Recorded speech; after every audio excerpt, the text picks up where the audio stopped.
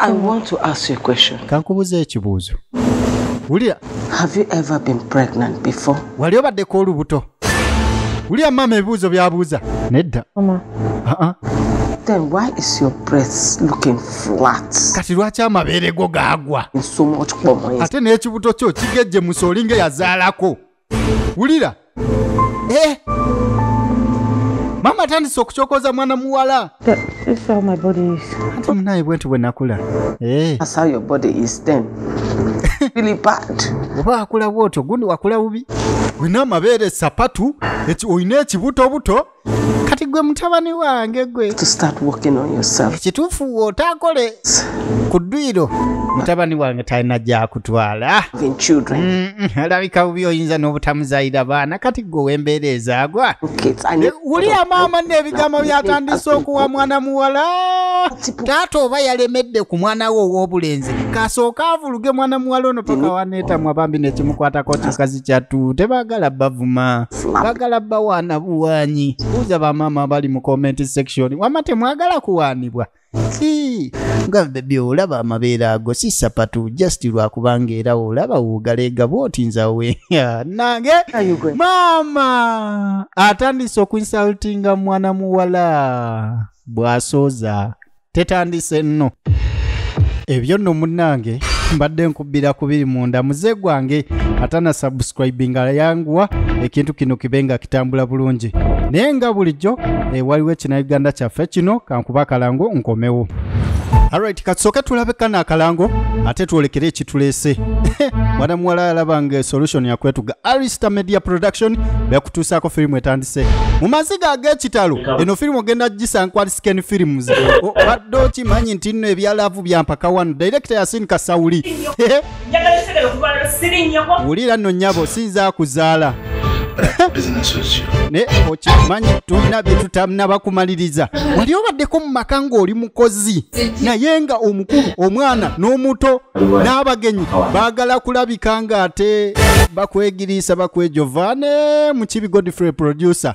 Kati mwana mulenzi ono yalina ensonga ze ne mwana muwala n'asooka amutulugunya n'akakasa nti amuwaayiriza ne bamusiba naye ng'ekigendererwa kiri ekyo mwana muwala akkiriza amuwa ekyamikeiri yena wansi lwaki owoma ng'abasoga. Butufu yejusa oba yazza musango nabaki nga maama yenyini tata maama omwana buli omu awulira nga amutulugunya butulugunya mukazi wattu emigo bambi lumu tata yavaamu nagamba lwaki okuba omwana oyo wa buwala mbangunjula kyokka mukozi kati weewuunya owuwe yekyawa nagamba ntino kyonna kyengenda bakola Katonda yamanyi. Lwaki togira mbujjuvu de Worth Death yafumye edda kwa Scan Films gana mu YouTube mu comment section nakuteredde wodda avije Joshke. That's good, no? Kati munnange You can have him. Why? Wano wetwakomye. I have your daughter. Nga ye nazaala agamba nti nno oba omulenzi bamulemedde mugana amaka. Naye waagutwala omwana ow'obuwala kati kyesimanyi bulungi oba chifu kino yakiriziganyiza nakyo. Gwe gundi tolina gy'otwala muwala wange. Taata jangu otaase. Ye bannange. Mukazi ono n'abakyagudde eddalu. Ewa chifu batwalawo muwala we. Ekyobugagga kyokka kyalina. Baamulemesa omwana teyamutwala. Naye edda eno n'afumba omutwe maama. Kubanga lino jogo nabakiteso wabukiza obukwakulizo bateeka ku mukazi gwe baagala okuwasa siya batya alabira ddala ng'ebyo tebijja kuba kituufu tamanyi bulungi kigenda mugali amaka kati yalina byalowooza nga ye butuufu neetaaga okuzuula kiki ekyaliwo era ekigenda mu maaso. Egenda maaso kati yabibalamu nagamba ono omusajja. What? Am I sure he doesn't have a negative plan? Butuufu yeebuuza ono omusajja talinaayo pulaani yonna yakifuusa etamusanyusa kwegamba akibala takitegeera omwana yeesibyeyo. Brother's son kwegamba mutabani wa muganda we And everything is okay. omugenzi yalabanga buli kimu kiryoke kijja kitya tabitegeere bulungi ekigenda mu maka gali kuba agezezzaako nga ye I have to pay them omwana alemeddeyo surprise visit. anagamba nino bakyalirayo olukyala It is. And maybe nga si luyite gy'obeera enkyala zonna ze yakyaddeyo babadde bamuyise washing the cars kati or cleaning the car. oli alowooza nti omutabani kirabika bamwozesa mmotoka yayoza ebintu byeri That's from him. ayinza okuba nga n'obuwale bw'omukazi yabooza mbu bamutraining oba anaaba mugonvu anaabagagga bamanyira The end of this month. kale kituufu nina okukakasa nti nno bino ebyekisenzi bikoma babesitizi mbagala nnyo kamala bagamba nti nomwebale kusubscribe likinga commentinga nakunkyalirako ate olowooza teyakeera bwanna wanca Yes. nagamba nigwe maama we alabika teyakkuza bulungi tolanga ndi mukulu nga gwe nzize kulaba no mutabani wange ate baliwo ekiki nkugambye ne mutabani wo kennyini ye yatambudde edda tali mu nnyumba tebaliimu nigwe guno si gwe mulungi gwe ogusoose okujjana ate buli wojja oleeta katabanguko kati olaba waliwo kyenjagala okubuuza kitono nnyo tewemwenyerekesa oba ombuuzambuuza ye naawe ngenda kukusaba akantu katono ate ngenda kukuwa ssente just njaga kumanya kiki ekibeerawo wano ku mutabani wange wemba siriiwo otegeere ekintu ekitono bwekati era gwe lindako owaayo oyagala ntandike kubeera mbega wa mukama wange nedda kantu katono just ompamu information nenkuwa akasimbi wano ekintu nsimbi kiraba edduka nange oyinza okungamba Josh tolaba kankuweyo ensimbi ove kukogerera firimu oswadde akatwe ekyo kyodde dda mbuseba ompa musimbi nve ku firimu koziko ng'osoose kugenda onogamba babesiti bonna ne bagamba Josh lekeraawo naye gwomu n'amasente go tebijja kukola kati munnange maama we yeintroducing ensonga z'ensimbi zino n'ayagala omulenzi amuwa information kati olaba tubagamba nti mbaddeko wano naawe nkulaba oyagala ssente gompe information kati yamubuuza oba ddala omulenzi yayoza emmotoka oba yayera ono bamuwa akasente yungerako ako kajja mmala fonnaawo naye ng'onja kukomawo mpa olugambo olulala bw'atandika okwoza opale ng'oŋŋamba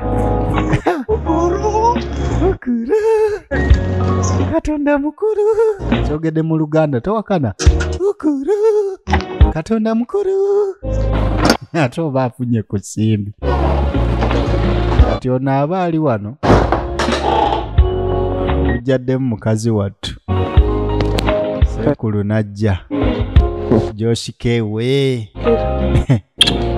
nono mwana mwe bamuyita Kalista Priscilla mwana mulenzi eri abwe naye nali mugjeeko dda muyise Josh ke nabagambye ono omulenzi anfaanana kitanga alabika yayendako Nigeria so ngenda kunoonyereza kasita naate ogendako Nigeria nsooke ndabe ku maama w'oyo omulenzi Morris Sam oba ddala yali alabe ku taata egenda mu maaso munnaye kati yamubuuza ku Jovita kuba ajjukira Jovita baamugamba ajja atandika okusendasenda taata naye Jovita yabyongeddeyo mu mpaka weekend namugumya namugamba kijjako gwa kasita Jovita ndowooza kange nabeko ate nzije kwegamba balina akafo kaabwe seeno ntebe balina okusooka agenda naabeko bamale bagende mu kafo kaabwe ke balinayo bamitingira kanayongeyo kakisi kamu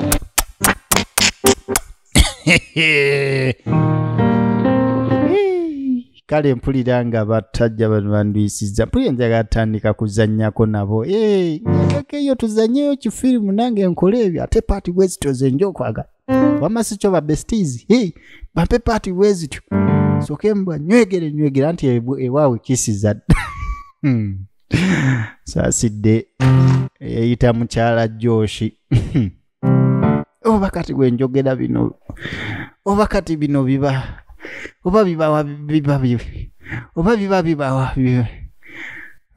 omanye ebyo biremeddeyo tebyetaagisa genda mu maaso mwala wange omulungi tatawo kyenkusaba ekiki kyonsaba. So you remember my friend Jovita? Ojjukira mukwano gwange Jovita? Help. Ayetaaga obuyambi buti ate. Landlord evicted her from the house because she munaye landlord yamugobye mu nyumba. So how much is the rent? Bambanja meka tusasule. The rent. Yetaaga rent. To be here before, pending the time she sorts us. Ati mbadde njaga abeereko wano obudde bugenderere. It's up for us to get her a new apartment. Need just tumfune apartment mpya. So right now she's traumatized. Nedda taata. Needs to be around. Ola kati saa zino atabuddwa yetaaga okubeera okumpi n'omuntu gw'ayagala ate nze mukwano gwe ddala just kumubudaabuda. Okay. But don't forget you have your man in. Naye teweerabira mu nju muno mulimu bbaawo. Kati saagala ate atandike kubuukabuuka otandike oleeta ebikeme ebintu weebityo. Jovita is not that kind of person. Nedda Jovita asobola kwetega mukwano bba wange. Ate ne Joshike tasobola kutunula bbali kati bali babaga Joshike nedda tompakanya nali ntunuddeko ewo kati munange taata baamusaba Jovita ajja abeere mu maka taata anakkiriza. But you're supposed to move into my house tomorrow. Kati laba amawulire amabi ate Jovita akyazze. Jovita afunye olugendo olulala gy'agenze. Bano banaawona bano taata n'abavaamu bano. But we already agreed. Which one I would have called? Naawe twakkiriziganya kyokka mwandi nkubidde nga tonnabagenda kati lwaki wagenze ng'ate naawe Jovita? And take the first flight tomorrow, please. Jovita wandibadde osooka nange. Joking, it's not funny. Nenno tebisesa gwe Jovita oyinza olowooza mbu bisesa tebisesa.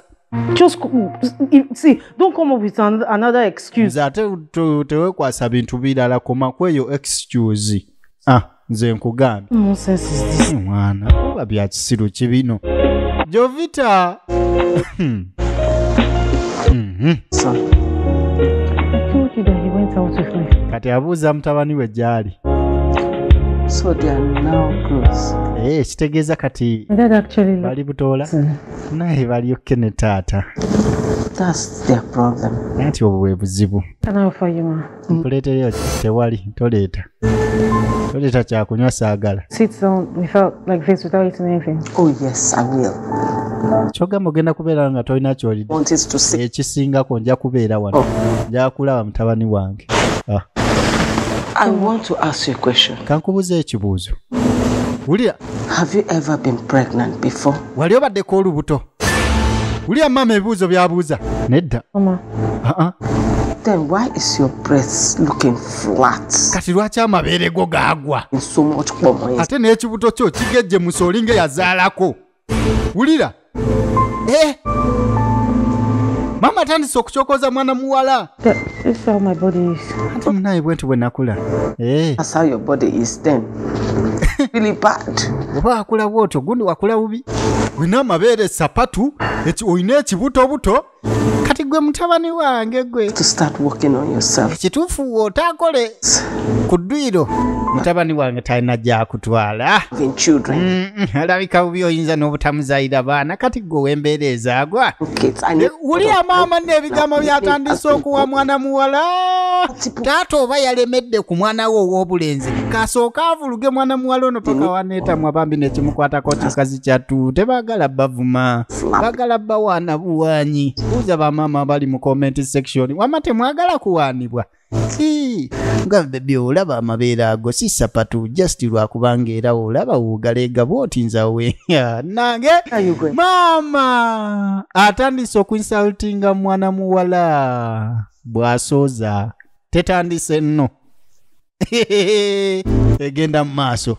babestizi bange mugamba mutya mbagala nnyo kamala awo nakugamba oba likinga ba subscribing ba commenting be basooka oziraba kati okubafaanana ku 07587333 noonyaako jangu ku whatsapp mpeeza message ng'ombuulira erinnya lyo ne gy'obeera kinyangulira okutumira kate we savinga contact yo nga nawe wa savinga namba yange kitegeeza ojja kuba osobola okwebeeyungako.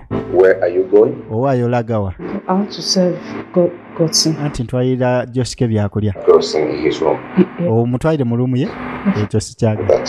Leeta mbitwale. Actually running temperature. Taata nedda ayimu olusujjasujja. What he needs is drugs and not. Kati then waba alina omusujja yeetaaga ddagaasi juice. Please yeetaaga basawo. Let me serve him. Waaye mpa mutwalire. Taata naawe. And you need a mate. Kati n'okubuulira. I want you going into that room either. Ekyo kye saagalira ddala gwe okugenda mu ruumu y'oyo omusajja.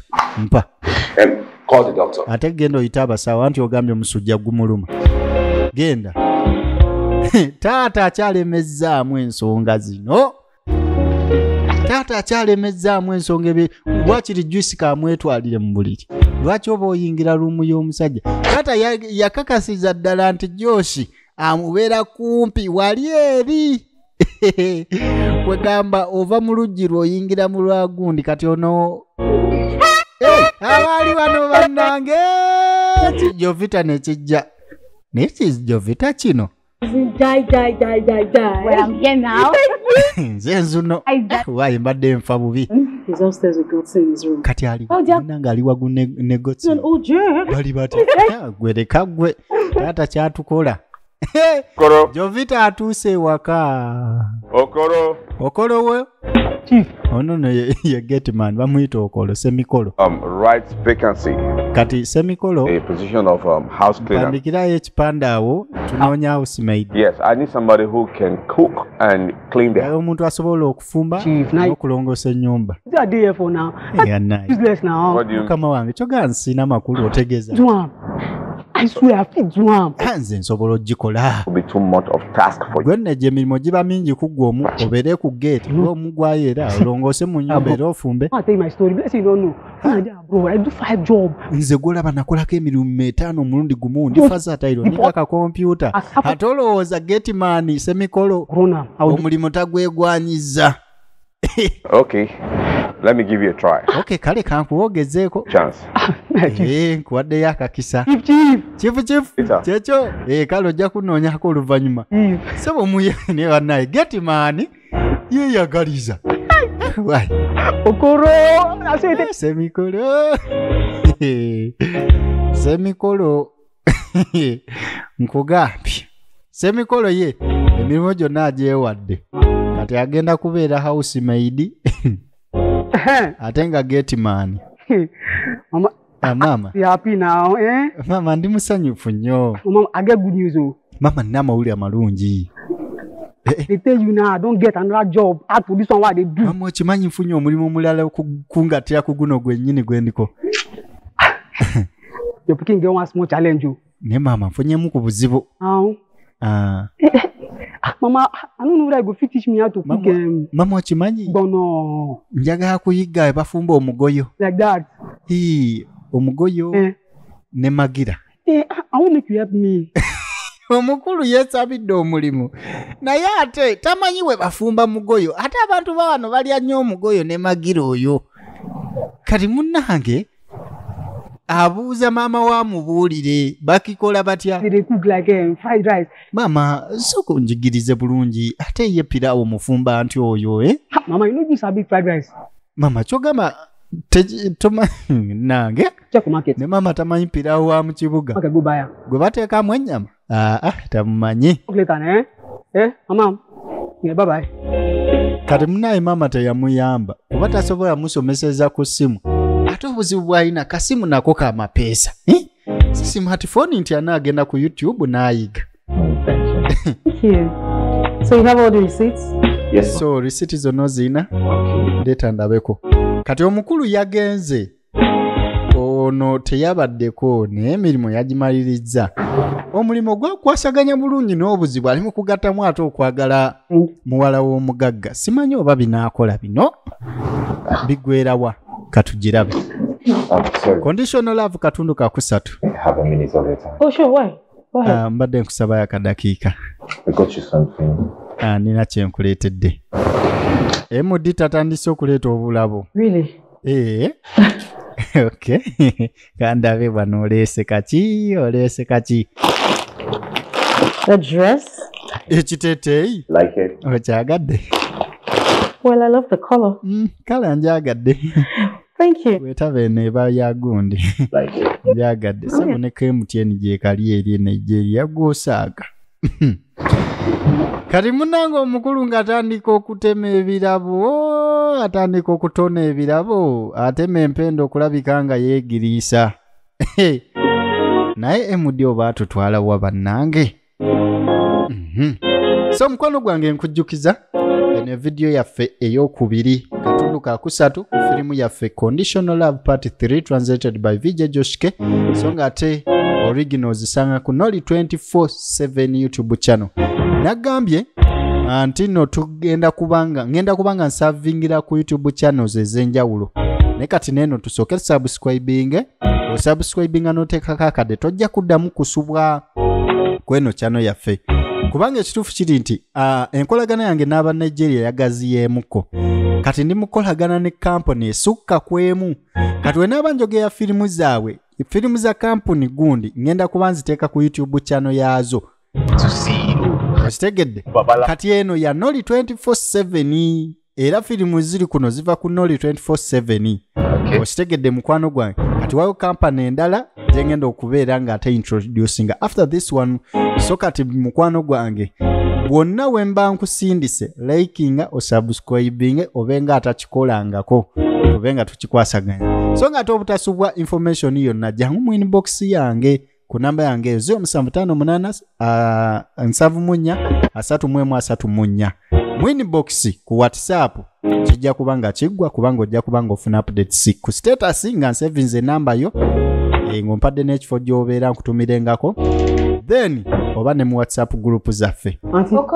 Ate olowooza semikolo teyajja mu kiyungu ye naanyumya okamala yesaze ne bu uniform.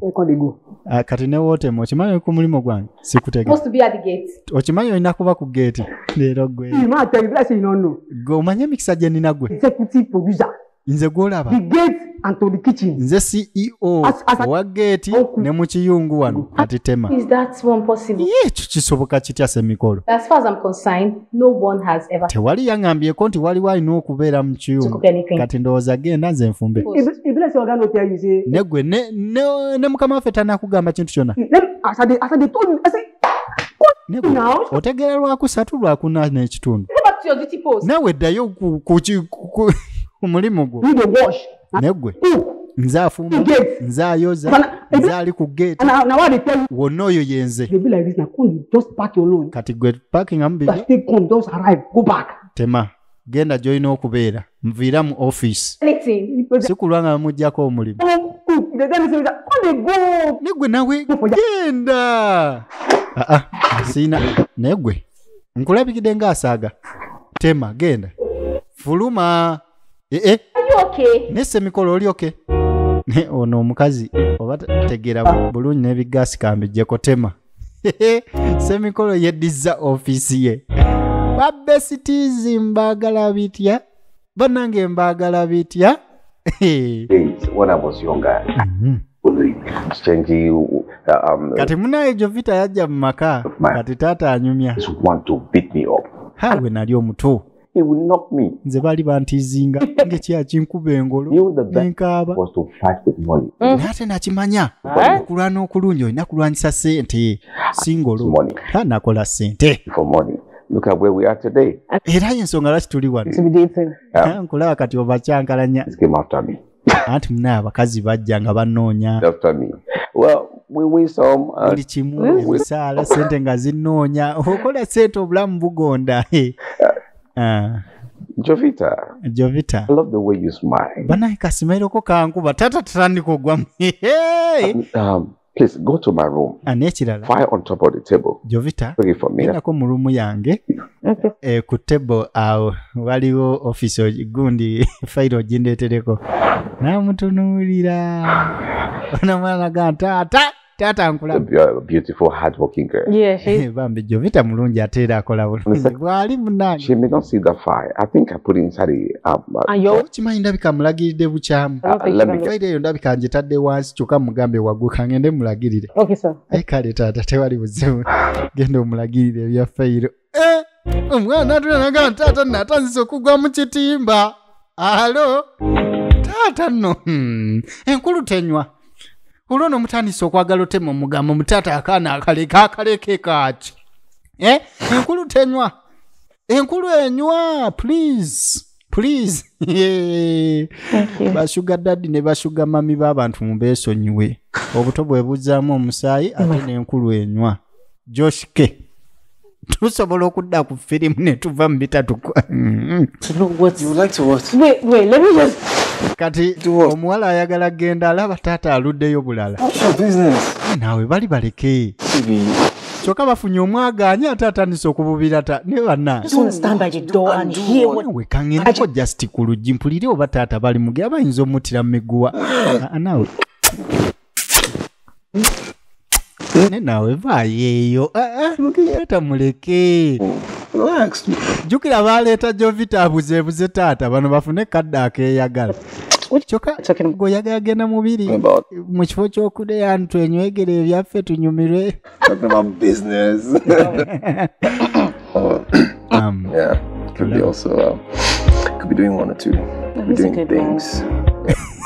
Kwegamba ofunze. That has blood. Omulenzi naye ayagala babeeko bye beekolerawo. Taata engeri gyali eri yadde mukadde naye agamba alina omusaayi kati laba taata mu kisenge. And I want him to take over my company. Kati munaye taata naye gwe nno omwana ono kyakoze kikulu nnyo kuba taata atandise okumubuulira ebyama by'atannagamba muwala we yadde Joshi.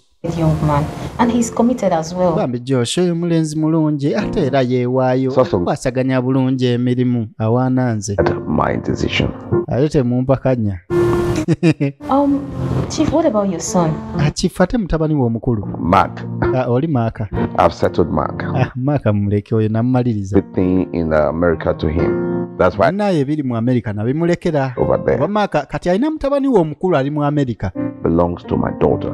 Naye yalemerayo mu America. Kati n'agamba. Yeah, where about this? Byonna ebiri eno mu Nigeria. I have no bya muwala we. Yet. Ne kati muwala we.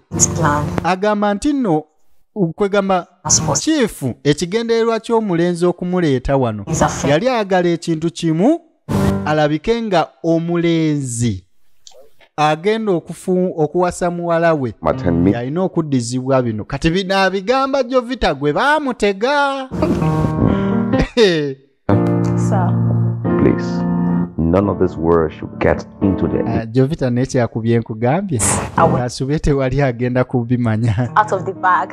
Nze nice genda yasanguza. Not let the cat out of the bag. Okategede avije Joske.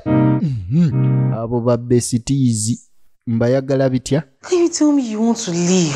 Ati no obuzibu Jovita atayagala kugenda. Your father is not a woman kind of a man. Neko kimanyi nga taata wo. Not these things around him. Simu lyankuze, tali yankuza, tayagala nnyo by'abakazi. Now distract him without teasing and whining. Kati mbutuufu bino by'okwagala musimanyi mubuzeebuze nga tetunywa mwenge simuziniramu simukkiriza kunkwatako gola binaakola. How this man will feel if he gets to find out about our plans. Kati amazima anaawulira ate w'amanyi ogenda mugamba naawe ate nsobola. Just that he wanted to come out and I keep holding him. Munange ebintu by'okubeera nga omusajja jamu ayinza otugwamu. You need to do it. Give us signal. We kale lekera okumwekulukuutizaako naye omuwe sigino omulage nti no omwana nze bino mbikooye. I paid you heavily. Neggundi gwe nakusasudde. Nakusasula sente nnyingi okiwulira? I don't hear now. Naawe anti kati esente ogimanyi gwe. Kati mwana muwala wayagala obivaamu bamujjukiza gundi akasente kaali kangi wandibadde omaliriza omulimu. Kati ono aba afuluma. Good morning. managing director najja. The living room. Oh, okay. Tata gyali mudiira ali akulinze. Good morning. Omwana afuluma. Yeah, Chief asked me to come with this. Chief abadde angambye nzija. About you guys having a meeting? Akwogeddeko. Muyina meeting genda mu room sijali mama baby jangu. Ebe kutemu ngalo. Kati iraba managing director wabiraba. Tanyize, tabubye, teegwanyiza omulenzi. Ne bannange kale wano firimu ezikunyumira. Enyuma bwenyiza, bwenyuma bwekyankalanya, bwenyuma bwe iye. Kati bigwerawa. Mbutufe kubuzaako nemmala nogamba bagenda gimaliza batya. Sogera ebiyitira. What other deals do we have on ground? Virginia Passage. They're bringing in the 10 containers. Kati munnaye 3 months ago. Waliyo container 10 zigenda va mu Virginia. Totema mugambo go. Va mu Virginia eyo nsi. Check to be sure. Okay. Down mu Virginia. This week, sir. This week. Kati wiki eno yennyini we bigenda okutuuka. Calista before the way wrongs out. Kati munnaye balina okugendayo ne Calista. This is good. Ensonga bazimalize. Mwana mulenzi ebitabo abikola bulungi, emirimu agikola bulungi. So omukulu abadde ayagala okuyitako mu mpapula. Get me someone there. Alabe n'aba kitya n'amutuma n'akenga kati oluvannyuma omukulu ng'atambula mwalabike ng'ate addayo ku mirimu gye. Naye tabitegeera bulungi kuba ekituufu kiri nti madaamu ona naye omuntu gwamulabye naye ate nga omuntu oyo. Yes. Onyise. Najja n'akwata mu nsawo. Ayayaya semikolo. Too much.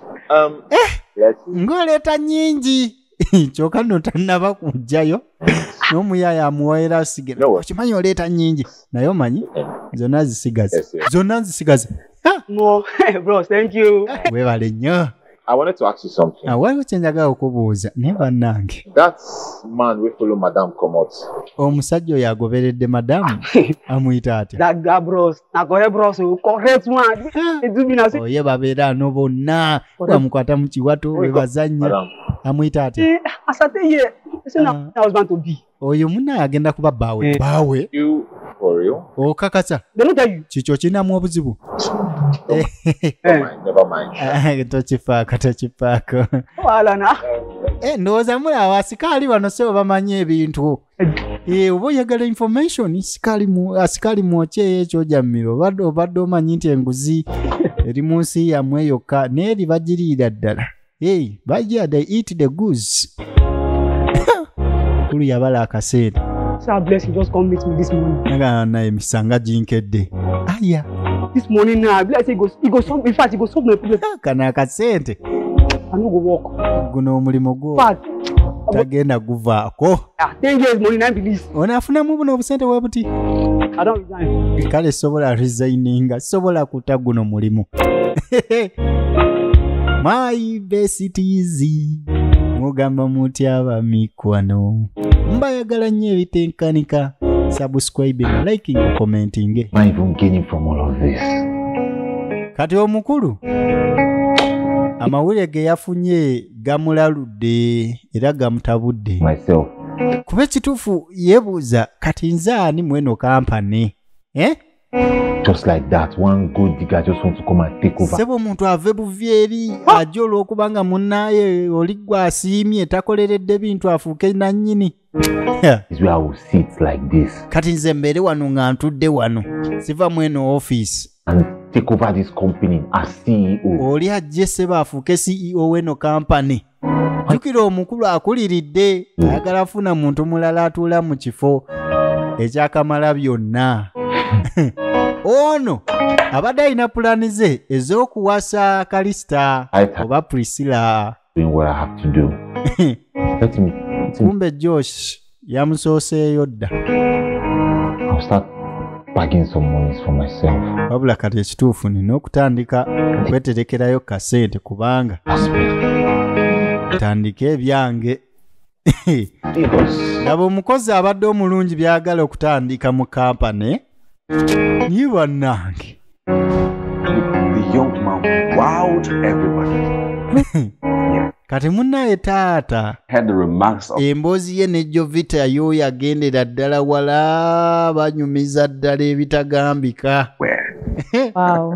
Chief, I'm so happy for you. Kale bannaye Chief nkusanyukirako munnange. Home? Kati nanyumya ku mwana mulenzi Joshi.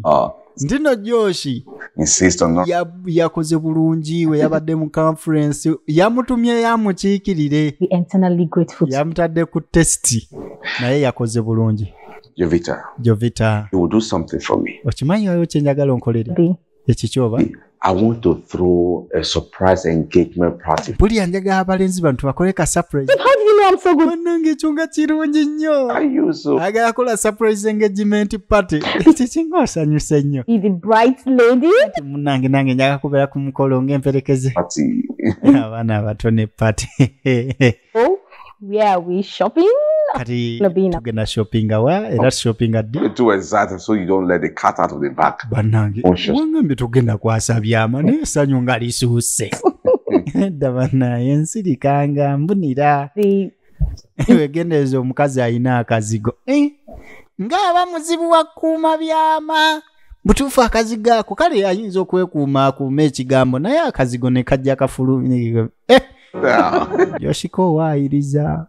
Nange nemmanyi mpaayiriza. Nali omukazi nga nina akazigo ssebo ebyama byanzibuwaliranga okuuma naye kati sisobola nakuuma kyama. What about this? No, check this. Kati mwana mwe atandika okuleeta empendapenda okusala empenda kubanga taata yagambye nti nno babafunireyo kapate. Engagement party. What is nice? It's be okay. Kati yamuleeta mbu batandika okulowooza ku bimuli ku bimuli ebyokukozesa like this biteeteeyi wedding gowns. Yeah, this one is too busy. Babiyisaamu amaaso. Oh, look at the way her skin is glowing. Wow, kanunga kalungi. Yeah. Go to the spa. It's been a while. Kino nno kirungi. Wow. Yeah. You need it. Right? Kimanyi ekyo kyetaaga. A bride should be going by now. Right? Yeah. Your uncle's wife. Yes, so. Can we just go today? There's still time. Today? Kati munange. Because Chief and I will be going out. Adaga bagendeko abweru. This is my dad, your friends like. Bakole shopping naye taata no bagenda out. Laba smile. Mommy, don't go and kill my father before. Bueno tata wange tomutira miguwa nga tanetuuka. Ngo smiling abichi. Don't tell me. Kale bireke tongamba bireke to. Hey, so. Musanyufu muzibu. Kati ye kimusanyusizza. Ntinne ebyabaleeta bigenda kuggwa mangu ebyamuleeta wano.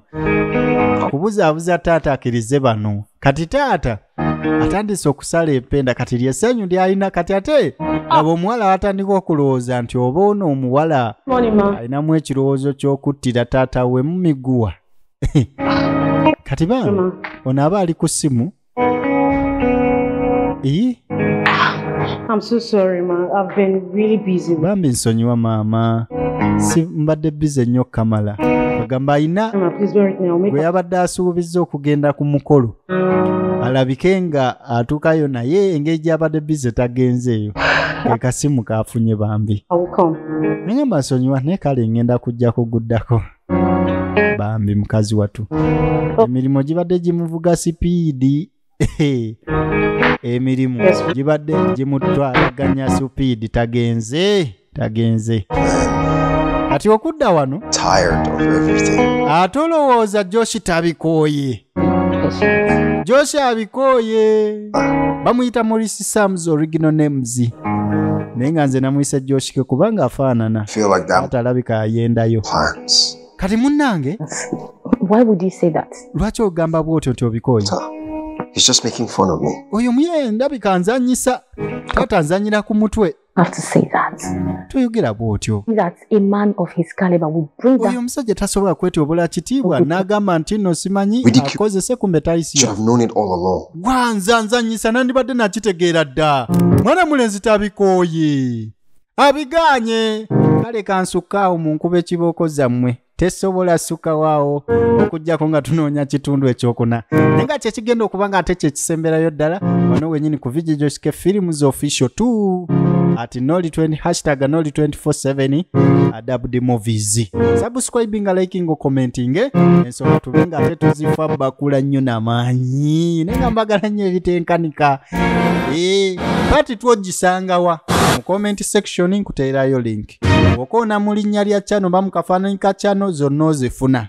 Wojja mu inbox yange no joininga group no kebera status yange zonna ozifuna. So kati munnanga ate oneekwasa ki? Waliwo ekina Uganda kino ekyafulumye ate laba kalango kaayo ogende ne ku channel eyo ya Arisken Films osobola okusubscribinga ne kino ekina Uganda tulabe kasavu kanyama kina Uganda ki Nigeria kina Uganda ki Nigeria as long as VJ Josh K is concerned. I love you all my besties. Josh K. Alright, katsoka tulabe kana akalango ate tuolekere ekitulese. Mwana mwala alabange solution ya kwetu ga Arista Media Production byakutuusako filimu etandise. Mu maziga ag'ekitalo eno filimu ogenda gisanka Arisken Films. Badde okimanyi nti nno ebyalavu bya mpaka wano director Yasin Kasawuli. Wulira nno nnyabo sinza kuzaala. Ne okimanyi tulina bye tutamnaba kumaliriza. Wali obaddeko mu maka ng'oli mukozi naye nga omukulu omwana n'omuto n'abagenyi baagala kulabika nga ate bakwegiriisa bakwejovane mu Kibi Godfrey producer. Kati mwana mulenzi ono yalina ensonga ze ne mwana muwala n'asooka amutulugunya n'akakasa nti amuwaayiriza ne bamusiba naye ng'ekigendererwa kiri ekyo mwana muwala akkiriza amuwa ekyamikeiri genda wansi lwaki owooma ng'abasoga. Butufu yejuso oba yazza musango nabaki nga mama yeyini tata mama omwana buli omu awulira nga amutulugunya butulugunya mukazi wattu emigo bambi lumu tata yavaamu nagamba lwaki okuba omwana oyo wa buwala mbangunjula kyokka mukozi kati weewuunya owuwe yekyawa nagamba ntino kyonna kyengendo bakola Katonda yamanyi. Lwaki togira mbujjuvu The Worth Death yafulumye dda ku Arisken Films. Genda mu YouTube mu comment section nakuteeredde wodda avije Josh K.